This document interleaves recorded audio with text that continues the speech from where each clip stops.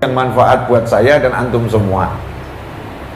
Saya itu ayah ibu alhamdulillah secara ekonomi kepepet keidak. Jadi ada orang cuman kepepet, ini sudah kepepet keinjak itu. Artinya yo sudah pas-pasan ke planet itu. Orang tua saya yang membesarkan saya dengan penuh cinta. Tapi orang tua saya sejak kecil tidak pernah membisikkan ke telinga saya kalimat sekolah yang pinter buat cari duit gampang. Nggak ada. Belajar biar nanti cari duit mudah. Nggak ada. Atau kadang kalimat yang menyesatkan, yang pinter jangan kayak bapakmu. Masya Allah, ini bapak pamer kebodohan di hadapan anak. Iya, bapak pamer kebodohan di hadapan anak. Ini kan sesuatu yang tidak mendidik gitu ya. Bagaimana anaknya akan kiblat sama bapaknya? Bapakku ngaku bodoh kok. Lah ngapain aku dengarkan nasihatnya? Ngapain aku dengarkan petunjuknya? Ini walaupun tampaknya bagus, tapi itu kalimat yang salah, itu kalimat negatif. Orang tua harus punya wibawa di hadapan anak. Ya, orang tua harus menjadi panutan anak. Orang tua saya alhamdulillah sampai hari ini tidak pernah membisikkan cari duit susah. Walaupun orang tua saya susah-susah cari duit. Ya, terbukti buka warung sate dalam seminggu belum tentu ada yang masuk. Itu saya alami. Ya, karena Habib kok tahu lah, saya bagian juga nyuguhkan ke pembeli ya, bagian nyuguhkan, ada yang beli gulai. Di antara pengalaman saya ada bule beli gulai. Ya, ada bule beli gulai. Itu saya waktu SMP di rumah kontrakan. Saya tawarin, maaf Pak, mau minum apa? Di situ justru saya disentil. Kamu tahu nggak saya lagi minum? Kok ditawarin minum? Saya sempat bingung. Nah, mana minumnya? Lah ini gulai ini kan cairan. Saya lagi minum. Kenapa ditawari minum? Masya Allah. Jadi bule super ngirit. Jadi dia beli paket hemat ya. Gulai nggak perlu nasi, nggak perlu air. Udah itu sekaligus minum. Tapi orang tua saya nggak pernah mengatakan jangan seperti ayah, jangan seperti ibu, rumah kontrak, hidup susah, bla bla bla. Nggak ada sama sekali. Dan nggak pernah ngomong kamu ya cari duit untuk kehidupan orang tuamu, bantu orang tuamu, harus sukses, harus punya duit banyak. Nggak ada. Yang ada yang disampaikan oleh orang tua saya adalah malam Jumat berangkat maulid. Malam Jumat ke masjid, berangkat maulid. Maghrib Isya, TV matikan, baca Al-Quran, ratib haddad, ratibul atos, baca itu, ya ngaji. Nah, alhamdulillah guru ngaji saya itu bukan guru-guru yang ngajari ngaji. Kalau guru ngaji saya, guru-guru yang ngajarin ngaji, maka saya sedih sekali. Kenapa? Enak bener ya guru-guru ngaji itu ngajarin cuma sebentar, pahala seumur hidup. Karena setiap kali orang yang setelah itu diajarin ngaji, dia baca Al-Quran, pahalanya yang dapat adalah guru yang ngajarin ngaji itu. Alhamdulillah yang ngajarin ngaji saya ibu dan ayah saya sendiri. Ibu saya itu kalau ngajari dulu pakai turutan dia. Sekarang kan Iqra, apalagi itu namanya macam-macam ya. Ada amthilati ya, ada Iqra, ada macam-macam lah cara baca Al-Quran. Tapi ibu saya pakai turutan, asli turutan tuh. A, I, U, babi, bu, tati itu sama pakai apa namanya sunduk gitu ya, untuk apa nunjuk gitu ya. Itu yang indahnya luar biasa. Hasilnya alhamdulillah jadi novel atau Naufal bin Muhammad Al-Idrus yang sekarang ceramah di hadapan antum semua. Ini produk orang tua yang nggak pernah ngurus dunia anaknya, nggak pernah bisikan kata dunia kepada anaknya, tapi yang ada adalah rumah masjid, rumah masjid, rumah masjid, ngaji solawat, ngaji solawat, ngaji solawat. Nggak pernah dibisikkan dunia, duit, nggak ada. Bahkan ketika saya udah seperti ini, saya mau beli tanah waktu itu untuk majelis. Harga tanahnya itu 7,7 M yang sekarang saya bangun untuk asrama santri putra, harganya 7,7 M. Tidak punya uang sama sekali. Saya lapor ke ibu saya, "Mah, itu mau dijual 7,7 M, mau tak beli? Doakan, mintakan uang sama Allah Ta'ala." Alhamdulillah ibu saya nggak pernah ngomong ojo ngawur, nggak punya duit, jangan aneh-aneh, nanti bayarnya pakai apa, kalau nggak kebayar bagaimana, uangnya dari mana, dan seterusnya. Padahal ibu saya yang ngerti, anaknya jualan buku, sedikit yang laku, banyak yang dibagi. Ya, sedikit yang laku, banyak yang dibagi. Ibu saya ya tahu, ya saya ini ya penghasilannya ya buat bayar rekening listrik insya Allah habis. Ya insya Allah habis. Buat kasih jamaah pengajian makan roti dan nasi setiap Jumat malam Sabtu 1.000 orang lebih itu ya habis. Dari mana akan bayar 7,7 M? Ibu saya nggak pernah ngomong ojo, jangan. Dari mana? Yang ada adalah beli, insya Allah kamu dapat 10 M. Subhanallah. Jadi ngajari nggak takut.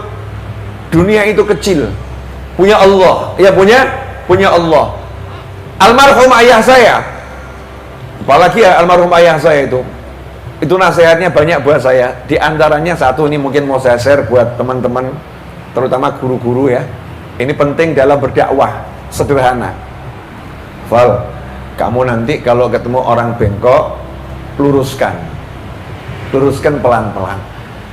Tapi kalau kamu luruskan dia ngeyel, nggak mau lurus-lurus, bunderkan sekalian, biar gelundung. Itu maksudnya begini. Pernah enggak Bu ya atau Bapak, kita itu nasihatin orang tulus, pengen dia selamat, tapi orang yang ngeyel terus, bantah terus. Pernah enggak kita ngalami seperti itu? Ya, contohnya suami nasihatin istri yang ngeyel. Ada enggak yang model begitu? Atau istri nasihatin suaminya ngeyel. Ada enggak model begitu? Nah, itu kalau bahasa dibunderkan tuh, ya wes lah, sak senengnya hatimu. Sementing hatimu seneng. Ya terserah kamu, sak karepmu. Ya kamu yang betul. Oh iya kamu yang hebat, terus aku bodoh. Oh aku yang bener udah. Itu namanya dibunderkan, biar gelundung sekalian. Tapi tidak menimbulkan pertikaian dan permusuhan itu. Sampai nanti kita doakan biar sadar sendiri. Tunggu waktunya. Yang penting tetap bisa gelundung dia. Nggak teklek. Ya tidak Pak.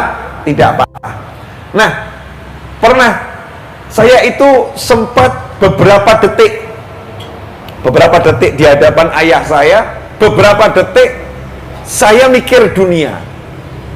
Detik ya, bukan menit. Karena malam Sabtu, sementara hari Sabtu harus gaji tukang yang bangun majelis, hari Sabtu harus bayar tukangnya saja kurang lebih 20 juta. Belum tagihan material yang harus dibayar Sabtu, total harus bayar 50 juta waktu itu. Sementara malam Sabtu nggak ada duit sama sekali. Biasanya saya nyantai-nyantai saja, tapi malam itu beberapa detik hati saya sempat gelek gitu. Karena ada setan masuk mikir, sesuk dibayar teko endi? Besok mau dibayar pakai apa, dari mana? Sempat mak gelek. Itu di depan ayah saya. Wajah saya ya senyum-senyum. Alhamdulillah wajah saya itu terlatih latihan senyum sejak dulu. Ya latihan, senyum itu harus latihan terus. Karena sedekah yang paling murah, nggak ngeluarin duit. Tabassumu gaya. Senyummu untuk saudaramu itu adalah sodakoh. Ya ini sedekah yang buat saya paling gampang, nggak butuh ngeluarin duit. Ya cukup modalnya itu, ya buka bibir ya. Nanti akan jadi senyum semodelnya. Macam kan senyum ya tetap indah. Tapi ayah saya melihat perubahan di wajah saya. Itu loh Bapak, makanya anak-anak, adik-adik sekalian, saya kalau mau anak-anak kok kayak tua gitu ya. Ya mas-mas ya, mas-mas atau mbak-mbak, jangan kamu kira orang tuamu tuh nggak paham kamu. Yang ngelahirin kamu ya ibumu, yang besarkan ya ibu sama bapakmu. Jangan kamu kira nggak ngerti suasana hatimu. Itu yang paling paham itu orang tuamu. Tapi kadang-kadang kamu tertipu sama pria rambut gondrong. Begitu ada pria rambut gondrong atau rambut pendek, sok ganteng titik gitu ya, yang merasa bisa ngasih perhatian, kamu katakan dia lebih perhatian kepadaku daripada orang tuaku. Orang tuaku yang melahirkanku pun tak pernah perhatian seperti ini. Ini anak kurang ajar. Ya ini anak durhaka, ini anak kurang ajar. Naudzubillah min dzalik. Yang namanya orang tua itu yang paling paham anaknya, enggak mungkin enggak, paling paham. Ayah saya langsung ngomong begini, "Enggak usah kau pikiri." Pakai bahasa Kudusnya itu, karena ayah saya kan dari Pati Kudus. "Enggak usah kau pikiri. Jangan kamu pikirkan." Ya saya gaya-gaya itu bantah, namanya nggak pengen buat orang tua susah ya. Nggak dikir apa-apa kok, bah. Nggak ada yang saya pikiri. Terus ayah saya ngomong kalimat satu dari kalimat Ibn Athaillah, iqta' bil yaqin. Iqta' bil yaqin. Ambil dengan keyakinan, jangan pernah meragukan. Yakinlah Allah akan ngasih kamu rezeki, yakinlah Allah akan bereskan urusanmu, jangan sama Allah, selesai. Begitu ayah saya ngomong iqta' bil yakin, yang yakin jangan ragu. Itu berapa detik yang tadi ruwet, berapa detik hilang segera. Tuh, baru ngomong iqta' bil yakin saja diangkat saudara-saudara. Langsung dibuka gelasnya, diisi airnya. Kan subhanallah ya. Bener kan ya? Baru ngomong yang yakin Allah akan ngasih rezeki, ini dikasih 2 pelayan untuk melayani saya. Ya, yang dari tadi pun belum jadi pelayan ya. Allah kemudian jadikan pelayan, khidmah, namanya khidmah, melayani. Ini kalau kita itu yakin sama Allah, Allah akan jadikan semua pelayan kita. Kan enak ya? Masya Allah, kita cukup menjalani kehidupan semua. Allah katakan dalam hadits qudsi, "Wahai dunia, ukhdumi." Wahai dunia, jadilah engkau pelayan untuk orang-orang yang melayaniku, dan jadikanlah orang-orang yang melayanimu sebagai pelayanmu. Makanya orang kalau melayani dunia itu hidupnya capek, itu kesel. Kenapa? Diperbudak oleh dunia. Tapi orang yang melayani Allah hidupnya enak. Kenapa? Karena dunia dijadikan budaknya. Ya, Allah menjadikan dunia itu budaknya, sehingga hidupnya ya enak-enak saja. Iqta' bil yakin, yang yakin. Wah, akhirnya langsung pede saya, besok beres. Ya alhamdulillah, ya besoknya ya selesai, ya lunas dan enak, gak perlu pakai mikir, cukup yakin sama Allah Subhanahu wa ta'ala. Nanti Allah yang ngasih solusi. Habib, ya Ustaz, yakin sih yakin, tapi gimana? Enggak, namanya nggak yakin itu. Masih nanya bagaimana, namanya nggak yakin. Orang yakin tuh nggak nanya bagaimana, yakin nanti bagaimana ya Allah yang urus. Contohnya Nabi Musa alaihissalam, contohnya Nabi Muhammad SAW. Rasulullah SAW ketika dibangunkan untuk Isra dan Mi'raj, Nabi SAW nggak nanya gimana ini nanti, berapa lama perjalanannya, apa yang mungkin bisa langsung balik, waktunya bagaimana, yakin saja kalau udah diurus sama Allah Ta'ala itu pasti the best. Suruh naik ke punggungnya buruk di kendaraan itu ya naik saja, nggak nanya destinasinya kemana, tujuannya kemana. Ya terus nanti kita mau perjalanan berapa waktu, bekalnya apa enggak, naik saja, yakin gitu. Ya hasilnya perjalanan yang luar biasa dan kembali dalam waktu yang super sangat singkat. Rasul menjelaskan SAW waktu perjalanan beliau hanya sesaat, seperti orang yang bangun dari tempat duduk kembali lagi tempatnya masih hangat. Berarti itu waktunya sangat singkat, tapi peristiwanya sangat banyak dan luar biasa.